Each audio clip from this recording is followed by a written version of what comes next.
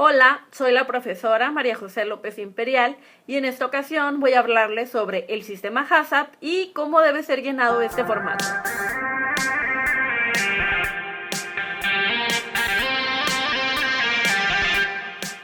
Primeramente hablaremos sobre el encabezado que debe llevar este archivo.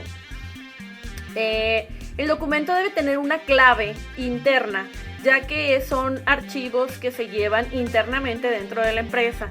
Esta clave tiene que tener alusión al tipo de documento que se está manejando, es decir, HACCP.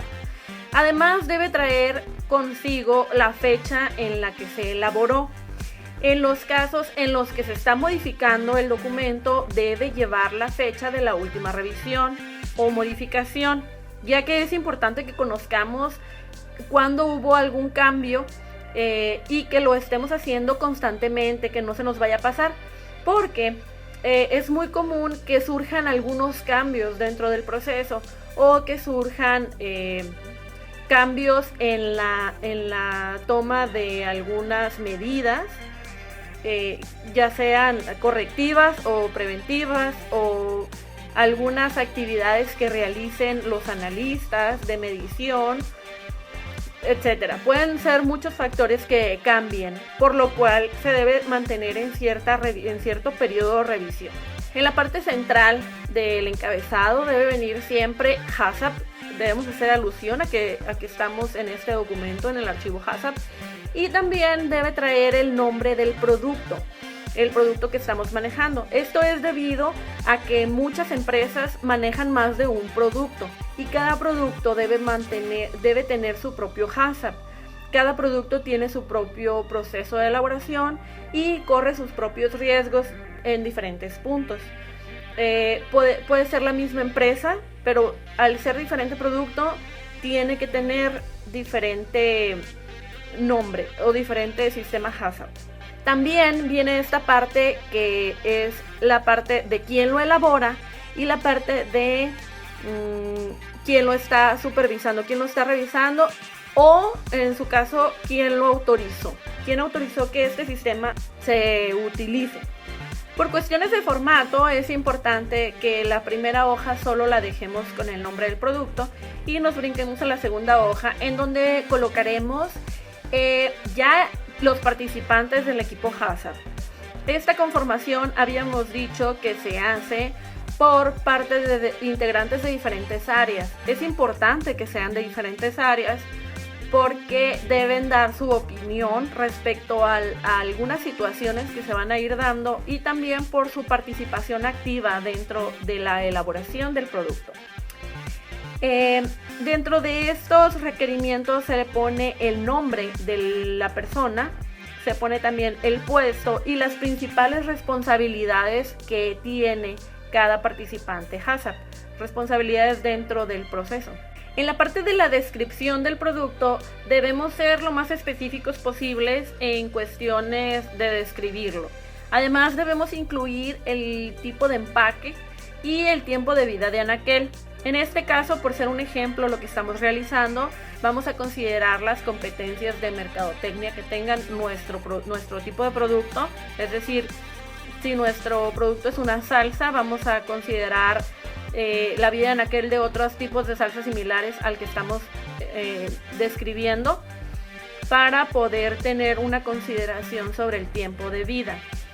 Además deben incluirse las condiciones de almacenamiento, es decir, debe estar refrigerado, puede estar a temperatura ambiente y después de abierto debe refrigerarse, o no importa, o debe consumirse en cuanto lo abrimos. ¿Cómo debemos de guardar o conservar este producto una vez que lo hayamos adquirido como consumidores? Luego, la parte del uso viene todos los usos posibles que se le puedan dar al producto. Esto es, si puede servir como condimento, si puede servir como un dip, si puede servir como un adicionante, como un adorno al momento de emplatillar para chefs. Esto puede ser, etcétera. Todo lo que se les pueda ocurrir que puede utilizarse de la manera en la que puede utilizarse su producto. Y también va la parte del tipo de consumidores de este producto. Es como si va dirigido para chefs, si va dirigido como un aditivo para la industria, si va dirigido para cocinar, si va dirigido para estudiantes. Es un abre fácil, por ejemplo, y es de consumo inmediato. Lo pueden consumir más personas como tipo comida rápida. Un atún, por ejemplo, que se abra y tenga su propia cucharita. Es un ejemplo, es tu tipo de consumidor, es para estudiantes, para personas de oficina que no tengan tiempo. Ustedes van a ir viendo dependiendo del tipo de producto que tengan. Enseguida vamos a hacer nuestro diagrama de flujo, y en esta parte es importante que coloquemos todas las etapas que lleve nuestro proceso, ya que estas son las que nos van a servir para determinar si hay un punto crítico y cuáles van a ser. Esta parte se hace desde que recibimos la materia prima, es decir, el primer paso casi siempre es recepción de materia prima. Y luego lo vamos desarrollando dependiendo de nuestro tipo de proceso, como lo estemos imaginando que va a ser. En este caso, por ser un ejemplo, es importante que nos imaginemos lo más real posible la situación del proceso, la situación de cómo lo vamos a ir llevando y todas las etapas que va a llevar. Una vez que tengamos el diagrama ya desarrollado, vamos a hacer un análisis ya de los peligros, y entonces vamos a checar bien en la tipo de etapa que nos enfoquemos. Va a ser uno por columna, uno por fila. En la etapa en la que nos encontremos vamos a poner el tipo de riesgo que tenemos, es decir, pueden ser químicos, físicos o biológicos, nada más. Después viene si este riesgo es significativo o no, y solo se le va a colocar a cada peligro que se represente en esa etapa. Es decir, si en mi etapa de recepción solo presento riesgos físicos y biológicos, entonces voy a poner nada más la contestación, sí o no, de cada uno de los riesgos en la siguiente columna. Y después voy a poner por qué. ¿Por qué sí corro un riesgo biológico y por qué no corro un riesgo físico, o viceversa, o dependiendo de particularmente cada situación, dependiendo de su producto? Y después se van a hacer las medidas preventivas, es decir, ¿qué medidas puedo tomar yo para poder evitar este riesgo? Entonces ya eso me va a llevar a poder decir si eso no tiene solución, entonces significa que eso es un punto crítico, porque posteriormente no lo puedo solucionar. Es decir, si yo recibo algo a temperatura muy alta, yo le puedo dar un tratamiento térmico y matar esa carga microbiana que viene, y puedo solucionar el problema. Pero si yo no pudiera, por ejemplo, si le entra jabón, un riesgo químico, si le entra jabón a mi producto, yo ya no tengo manera después de separarlo, entonces es un punto crítico mi recepción. Es un punto crítico por un riesgo químico. Es así, de esa manera en la que van a determinar, pero todavía no vamos a determinar aquí, vamos a hacerlo con un diagrama. Este diagrama es un árbol de decisiones que nos va a ayudar a determinar si nuestro punto es un punto crítico, si nuestra etapa del proceso es un punto crítico o no. Nos va a ayudar a determinar correctamente esta situación. Entonces, es un diagrama que se incluye dentro del formato, el cual nos va haciendo preguntas y las contestamos solo con sí y con no, y nos va llevando hacia otra pregunta para ir determinando esta situación. Por ejemplo, al inicio nos pregunta si existen medidas preventivas para el peligro identificado, y entonces yo puedo contestar que no hay medidas, y me hace otra pregunta, me dice: ¿el control es necesario para garantizar la inocuidad? Y entonces yo le digo que no, esas medidas pues no las puedo tomar, pero aunque las tomara no me determinan la inocuidad de mi producto. Entonces, por lo cual me dice que no es un punto crítico de control, y paro ahí. En esa parte del proceso yo ya no necesito seguir con mi árbol de decisiones. Yo ya determiné que ese no es un punto crítico de control.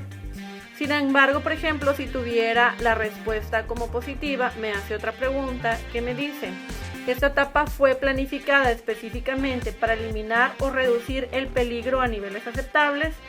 Y entonces yo puedo decirle que no es una etapa en la cual yo tenga que determinar. Y me hace otra pregunta, o si le puedo decir que sí, me hace otra pregunta, la cual me va a llevar a otra respuesta, sí o no. Y eso prácticamente me va a ir llevando a determinarme si sí es un punto crítico o no. Si hubiera alguna duda en este diagrama, me gustaría que me la hicieran saber. Sin embargo, creo que es un árbol de decisiones bastante claro. Solamente hay que poner mucha atención en la pregunta y centrarse justamente nada más en esa parte del proceso, si está respondiendo sí o no en esa parte del proceso, para poder determinar correctamente el punto crítico o no. Este árbol de decisiones lo van a aplicar una vez que hayan llenado todos los espacios de las filas, que hayan completado su proceso en la parte de análisis de riesgos, y van a determinar ahora sí cuáles son sus puntos críticos, y los van a poder enumerar. Es decir, es un punto, dice la pregunta, ¿es un punto crítico? Y ustedes contestan sí, y ponen por orden del diagrama, por orden van a ir poniendo punto crítico número 1, punto crítico número 2, y así sucesivamente. Entonces lo van a hacer, pero revisando el árbol de decisión, revisando el diagrama de decisión. Van a ir colocando la numeración de los puntos críticos. Y ya posteriormente vamos a hacer el siguiente recuadro. En el siguiente cuadro nos pide que coloquemos en la primera columna el número del punto crítico de control y también la etapa del proceso en la que estamos, en la que está ese punto crítico. Es decir, si mi primer punto crítico, tipo coloco el 1, si mi primer punto crítico es la recepción, tengo que poner 1, recepción de materia prima. Y luego me voy a la siguiente columna que me pide que diga los riesgos. ¿Qué riesgos se corren? Recuerden que podemos tener varios riesgos, pero solo elegimos esa etapa del proceso como punto crítico de control por algún riesgo, o puede ser por 2 riesgos, pero generalmente es por 1. Entonces ahí se va a colocar el riesgo o los riesgos por los cuales se decidió que es un punto crítico. Y se va a poner en la siguiente columna, dice límite crítico. Es ahí en donde vamos a determinar cuál es el límite en el cual podemos recibir la materia prima. Por ejemplo, si mi materia prima tiene que recibirse fría, lo ideal es que se reciba entre 0 y 4 grados. Yo puedo poner como límite 4 grados centígrados. Y a partir de eso yo puedo ver si tomo acciones correctivas, es decir, si me salió 4.1 o me salió 5. A lo mejor todavía puedo aceptar el producto para mi proceso, sin embargo está fuera del límite, por lo cual yo debería tomar una acción correctiva. Entonces, eso es lo que vamos a ver en unas columnas más adelante. Pero es este límite el que yo debo de poner, de 0 a 4 grados. Entonces, de temperatura, ¿no? Grados centígrados. Tienen que ser específicos con todo lo que puedan. Temperatura no mayor de o no menor de. Y luego viene la parte del monitoreo. En la parte del monitoreo tenemos que especificar qué es lo que se va a monitorear exactamente. Por ejemplo, la temperatura. ¿Cómo lo vamos a monitorear? Con termómetro, por ejemplo. Y la frecuencia. En este caso que estaba dando como ejemplo de la recepción de materia prima, la frecuencia sería cada que se recibe materia prima. Y en la parte del responsable, generalmente es el analista de inocuidad o el analista de calidad. Sin embargo, puede ser también personal de producción o personal de, por ejemplo, de limpieza, si es el personal que esté incluido en HACCP, en el equipo HACCP, son las personas que pueden ser responsables de esta actividad. Las acciones correctivas son todas las medidas que se toman por una desviación, todo lo que ayude a corregir el problema. Por ejemplo, una acción correctiva sería aumentar el tiempo de cocción o aumentar la temperatura, o una acción correctiva también podría ser deshacerse del producto, o una acción correctiva podría ser dependiendo del producto, dependiendo de la etapa, dependiendo del error. Es la acción correctiva que se pudiera tomar, pero siempre tiene que ser en ese momento, no podemos dejarlo para después, porque si ya determinamos que nuestro punto crítico es ahí, es porque ya después no va a poder tener una solución. Entonces es importante que la acción correctiva que se tome sea realmente correctiva. Los registros que se van a llenar generalmente llevan una clave como la que le asignamos a nuestro archivo HACCP.